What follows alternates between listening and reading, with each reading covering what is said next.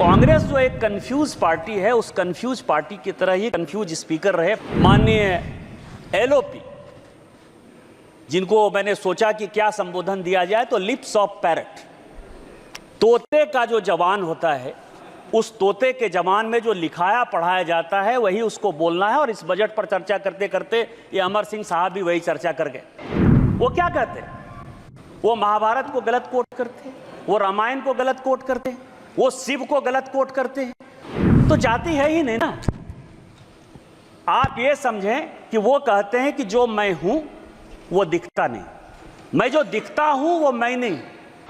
प्रधानमंत्री जी ने जो एजेंडा सेट किया, कृष्ण की तरह चारों तरफ आप बिलबिला रहे हो और सारी ऑपोजिशन की पॉलिटिकल पार्टी कौरव की तरह प्रधानमंत्री के एजेंडे पर ओबीसी ओबीसी चिल्ला रही है। नमस्कार, स्वागत है आपका। आप देख रहे हैं द न्यूज और मैं रानी गुप्ता आपके साथ। इस वक्त की बड़ी खबर सामने आ रही है, या यूं कहें कि बड़ा खुलासा जो है वो राहुल गांधी को लेकर के सामने आ रहा है। दरअसल आपको बता दें कि जब मुंबई में 26/11 को अटैक हुआ था, जब आतंकवादियों ने मुंबई को पूरी तरीके से घेर लिया था, तब राहुल गांधी जो कि कांग्रेस के लीडर हैं, वो गुड़गांव के फार्म हाउस में पार्टी कर रहे थे। जब मुंबई में बम हमला हुआ तो राहुल गांधी रात को पार्टी कर रहे थे गुड़गांव के फार्म हाउस पर, लड़कियों के साथ नाच रहे थे। अखबारों में छपा है मान्यवर, अखबारों में छपा है। बोस्टन में गिरफ्तार हुए तो उनके पास में जो ब्रीफकेस बरामद हुई उसमें डॉलर रखे हुए थे, डॉलर रखे हुए थे। और आज भी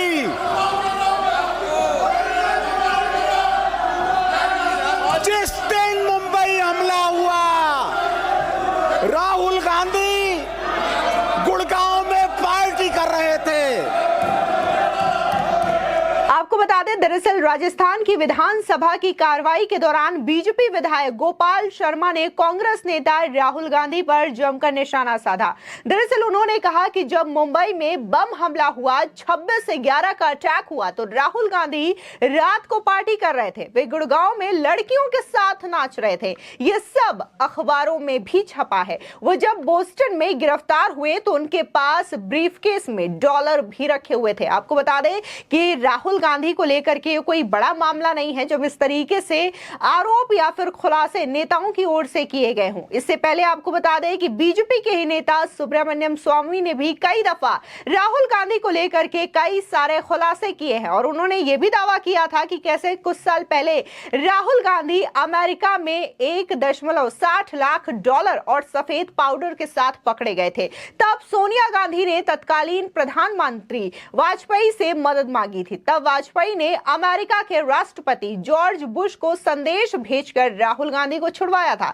इस बीच अभी हाल ही में बीजेपी की एमपी बनी कंगना रनौत ने भी राहुल गांधी को लेकर के बड़ा दावा किया था। उन्होंने कहा था कि राहुल गांधी हमेशा नशे में रहते हैं, उनका ड्रग टेस्ट होना चाहिए। उन्होंने कहा कि राहुल गांधी हमेशा संविधान को ठेस पहुंचाते हैं। कंगना रनौत ने कहा कि राहुल गांधी जिस हालात में संसद में पहुंचते हैं और जिस तरीके के तर्क रखते हैं, उन्हें देखकर ऐसा लगता है कि वे हमेशा नशे में रहते हैं। तो ये तमाम दावे हैं जो कि लगातार कई सारे नेताओं की ओर से राहुल गांधी को लेकर के किया गया है। लेकिन गोपाल शर्मा ने जो बयान आज विधानसभा में दिया राजस्थान के, ये अपने आप में काफी ज्यादा चौंकाने वाला विषय रहा कि कैसे राहुल गांधी 26/11 के अटैक के वक्त बकायदा अपने फार्म हाउस में पार्टियां कर रहे थे लड़कियों के साथ। तो वहीं दूसरी ओर राहुल गांधी को ही लेकर दूसरी ओर आज लोकसभा की कार्रवाई में भी बड़ा हंगामा देखने को मिला। दरअसल लोकसभा की कार्रवाई के दौरान बीजेपी सांसद निशिकांत दुबे जब बोलने के लिए खड़े हुए तो उन्होंने कांग्रेस नेता राहुल गांधी पर जमकर हमला बोला। उन्होंने राहुल गांधी को तोता बताते हुए कांग्रेसियों को आड़े हाथों लेने की कोशिश की और जाति जनगणना के मुद्दे पर जमकर हमलावर दिखाई दिए। सुनिए निशिकांत दुबे का ये बयान। सदस्य श्री निशिकांत दुबे जी। हाँ जी, थैंक यू सर। 2 मिनट ज़्यादा कोई धन्यवाद सभापति महोदया। मैं माननीय प्रधानमंत्री जी और माननीय वित्त मंत्री के इतने ऐतिहासिक बजट के धन्यवाद प्रस्ताव पर बात करने के लिए खड़ा हूँ। आज 6 अगस्त है। स्पीकर साहब ने हिरोशिमा और नागासाकी के शहीदों को जो है श्रद्धांजलि दी और दूसरी श्रद्धांजलि मैडम सुषमा स्वराज जी को है, जिनकी आज पुण्यतिथि। और जब मैं पहली बार यहाँ सांसद बनकर आया तो लीडर ऑफ द अपोजिशन के नाते उन्होंने हमारे जैसे लोगों को बढ़ाने का काम किया और उसी कारण से आज मैं पार्टी के आदेश के अनुसार प्रधानमंत्री जी के कारण इस फाइनेंस बिल पर चर्चा करने के लिए खड़ा हुआ। मैं सोचता था कि कांग्रेस के जो स्पोक्स पर्सन हैं या जो वक्तव्य देने वाले हैं वो फाइनेंस बिल पर चर्चा करेंगे, वो देश के स्थितियों के बारे में बताएंगे, हमारी सरकार ने क्या बुरा किया इसके बारे में बताएंगे। लेकिन कांग्रेस जो एक कंफ्यूज पार्टी है, उस कंफ्यूज पार्टी की तरह ही कंफ्यूज स्पीकर रहे। फाइनली उनका समय जो है कांग्रेस पार्टी को कट करना पड़ा, अब दूसरे स्पीकर बोलने के लिए खड़े हुए। आज स्थितियां क्या मैं देख पा रहा था, मैं सभापति महोदया मैं डिरेल नहीं होना चाहता। आज स्थिति क्या है पूरी दुनिया की? पूरी दुनिया की स्थिति क्या है? पूरी दुनिया की इकोनॉमी यदि वर्ल्ड बैंक की, IMF की, फोर्ब्स की, अमेरिका की, जिनकी नीतियों से कांग्रेस बहुत प्रभावित रही है, यदि उनके रिपोर्ट को देखें तो पूरी दुनिया में 2.5% से लेकर 2.7% ही GDP बढ़ रहा है। पूरी दुनिया करा रही है। आप लंदन जाइए, आप न्यूयॉर्क जाइए, आप वाशिंगटन जाइए, आप पूरे यूरोप जाइए, सारे दुकान बंद होते हुए नजर आएंगे। बेरोजगारी की भयंकर सीमा है। इन्फ्लेशन का रेट यदि आप कहेंगे, कोई ऐसा मुल्क नहीं है जहां की 8% से कम इन्फ्लेशन है। पूरी स्थिति खराब है, चाहे करंट अकाउंट डेफिसिट का हो, चाहे GDP ग्रोथ का हो, फिस्कल डेफिसिट का हो, जिस भी पैमाने पर आप पूरी दुनिया को आंकने का काम करेंगे, आपको लगेगा कि माननीय प्रधानमंत्री जी और माननीय वित्त मंत्री निर्मला सीतारामन जी की नीतियां इस देश के लिए इतनी सक्सेसफुल हैं कि आज भी भारत आशा की किरण है। पूरी दुनिया में 7% से ऊपर GDP इसका ग्रोथ है।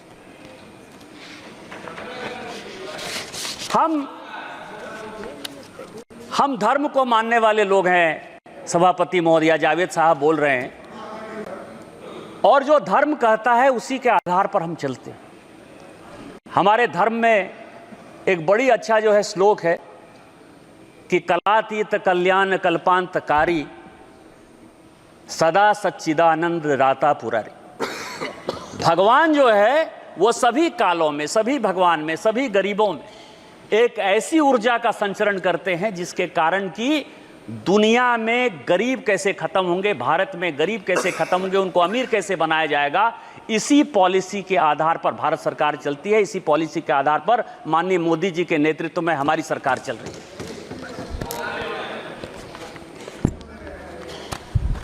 किसान बिल की बात हो रही है और उस दिन मैंने बजट पर माननीय LOP, जिनको मैंने सोचा कि क्या संबोधन दिया जाए, तो लिप्स ऑफ पैरट, तोते का जो जवान होता है, उस तोते के जवान में जो लिखाया पढ़ाया जाता है वही उसको बोलना है। और इस बजट पर चर्चा करते करते ये अमर सिंह साहब भी वही चर्चा कर गए। शिकारी आएगा, जाल बिछाएगा, आप उसमें पढ़ना नहीं। सर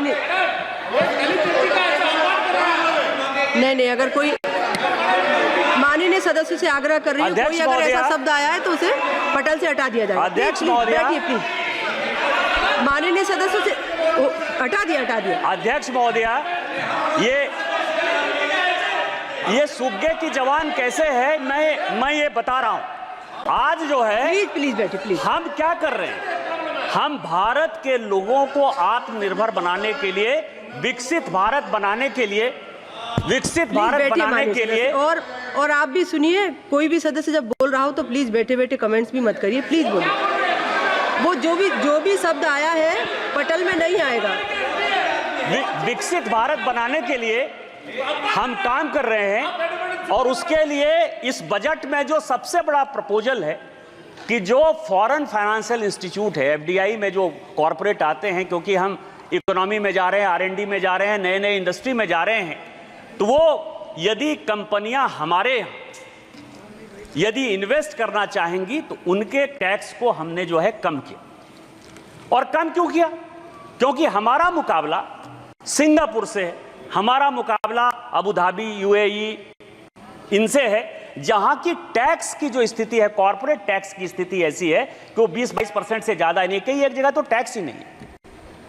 और उस इंडस्ट्री को जब बैठना है, जब बैठकर आएंगे, इंडस्ट्री आएगी तो यहां के बच्चों को रोजगार मिलेगा, डेवलपमेंट होगा, मेक इन इंडिया में जाएगा। और जो 2047 का एक संकल्प है कि हमको एक विकसित भारत बनाना है, जो 2027 का एक संकल्प है, जो रिपोर्ट कहती है, फोर्ब्स की रिपोर्ट करती है कि 2027 तक ऐसा संभव है, जो भारत जिस इकोनॉमी के साथ बढ़ रहा है, हम तीसरी वर्ल्ड की सबसे बड़ी इकोनॉमी हो जाएंगे। उसमें जो ये राइडर है, जिस पद पर सभापति महोदया उन्होंने बोलते हुए किस तरह से अराजकता फैलाने का काम किया, ये मैं आपको बताऊंगा। वो कहते हैं, वो क्या कहते हैं?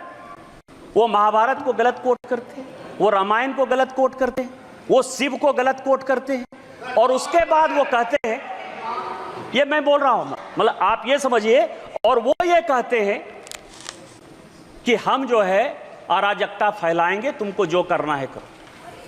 मैं अनुराग सिंह ठाकुर साहब ने जो उस दिन बात कही, मैं उससे कंप्लीट सहमत नहीं हूं। मैं अनुराग सिंह ठाकुर जी की तरफ से माफी मांगना चाहता हूं इस सदन में। लेकिन क्यों? इसीलिए कि अनुराग सिंह ठाकुर जी ने जो उनके ऊपर आरोप लगाया जाति का, तो जाति है ही नहीं ना। आप ये समझें कि वो कहते हैं कि जो मैं हूं वो दिखता नहीं, मैं जो दिखता हूं वो मैं नहीं, तो वो साधु हैं। और इस देश में कहा गया है कि जात न पूछो साधु की, साधु का जाति नहीं पूछना है। और जब साधु का जात नहीं पूछना है तो अनुराग सिंह ठाकुर जी ने गलती कर दी कि उनसे जात पूछ लिया। लेकिन मैं आपके माध्यम से कांग्रेस पार्टी और सारे अपोजिशन से जवाब पूछना चाहता हूं कि आप ये बताइए कि इस देश में कई एक ऐसे लोग हैं जिनको की धर्म में आस्था नहीं, कई एक ऐसे लोग हैं जिनको जाति में आस्था नहीं है। वो अपना किस तरह से जातिगत जनगणना करेंगे?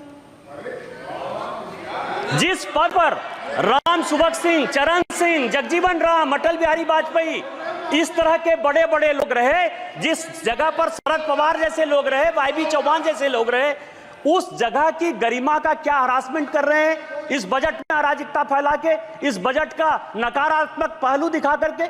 आप जातिगत जनगणना की बात करते हैं, इसी बजट में जाता है, यही टैक्स है, इसी टैक्स के आधार पर जाता है। और मैं स्पीकर महोदया, अध्यक्ष महोदया, आज मैं बहुत कुछ चीज लेकर आया हूं। मैं 1952 से लेकर 1990 तक का कांग्रेस का मैनिफेस्टो लेकर आया हूं। आप यदि कहेंगे तो मैं लेकर दूंगा 1952, क्योंकि उस दिन जो वित्त मंत्री जी ने कहा कि नेहरू ने यह कह दिया, राजीव गांधी ने आलोक मेहता को यह इंटरव्यू दे दिया, तो ये तो इंडिविजुअल कह सकते हैं कि राजीव गांधी का वो अलग से विषय था, राजीव गांधी का पार्टी से कोई लेना देना नहीं था, या नेहरू जी का पार्टी से लेना देना नहीं था। लेकिन जो कांग्रेस मैनिफेस्टो, क्योंकि बार बार ये कह रहे हैं कि कई एक चीजें हमने कांग्रेस के न्याय पत्र से लिया, तो कांग्रेस के न्याय पत्र से लिया, तो ये पूरा का पूरा जो मैनिफेस्टो है 1952 से लेके 1990 तक पूरा असेसमेंट किया।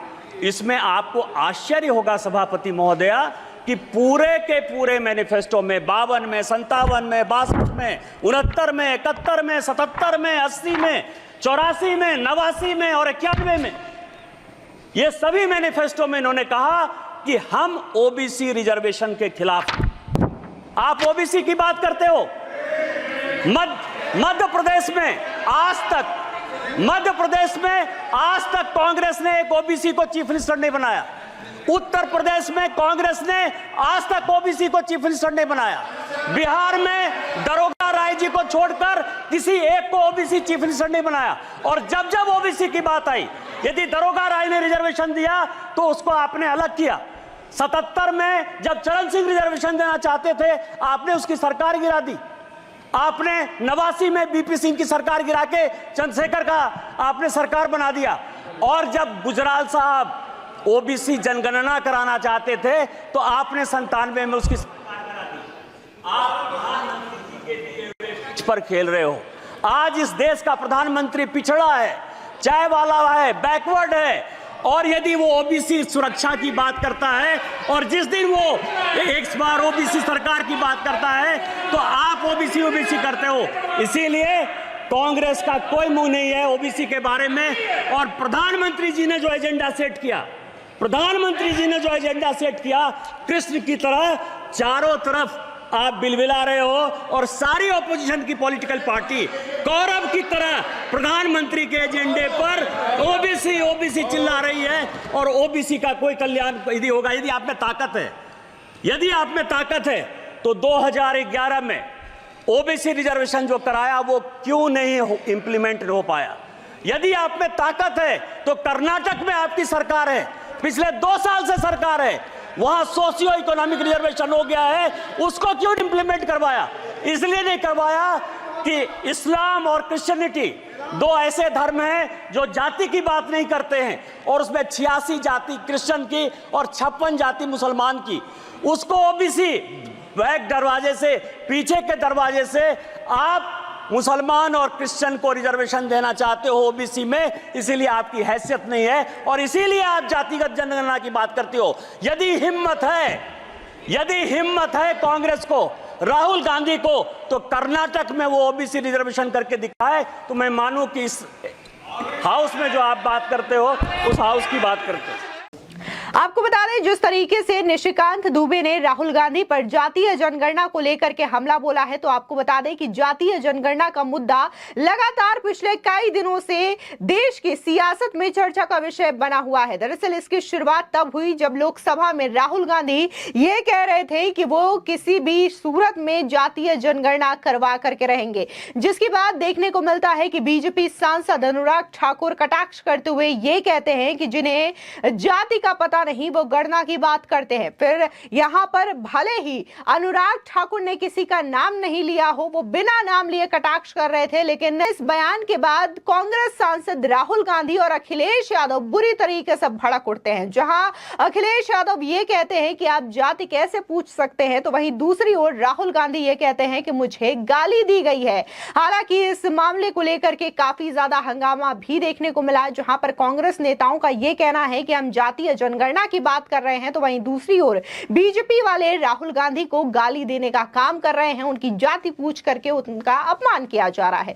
तो वहीं दूसरी ओर बीजेपी नेताओं का यह कहना है कि राहुल गांधी हो या फिर कांग्रेस पार्टी हो, जब जातीय जनगणना की बात करती है तो हम इससे यह नहीं कह रहे, इनकार नहीं कर रहे हैं कि हम जातीय जनगणना नहीं करवाएंगे, लेकिन राहुल गांधी अपनी जाति क्यों नहीं बता रहे हैं? आखिर जब राहुल गांधी से उनकी जाति पूछी जाती है तो उन्हें यह गाली या अपमान क्यों लगता है? राहुल गांधी लगातार जातीय जनगणना का मुद्दा तो उठा रहे हैं, लेकिन अपनी जाति बताने में संकोच कर रहे हैं। इतना ही नहीं, बीजेपी के प्रवक्ता संबित पात्रा ने तो बकायदा बड़ा हमला बोला था और ये तक कह दिया था कि जब राहुल गांधी से कोई उनकी जाति पूछ ले तो वो मम्मी मम्मी करते हैं, भले ही वो सेना से लेकर के बजट में शामिल अधिकारियों की जाति पूछ ले या फिर जो मुख्य सचिव होते हैं उनकी जाति पूछ ले, इसमें कोई मनाही नहीं है। लेकिन राहुल गांधी की अगर कोई जाति पूछ ले तो वो हंगामा करने लग जाते हैं। फिलहाल इस पूरे मामले को लेकर के आपकी क्या राय है, हमारे कमेंट सेक्शन में जरूर बताएं। धन्यवाद।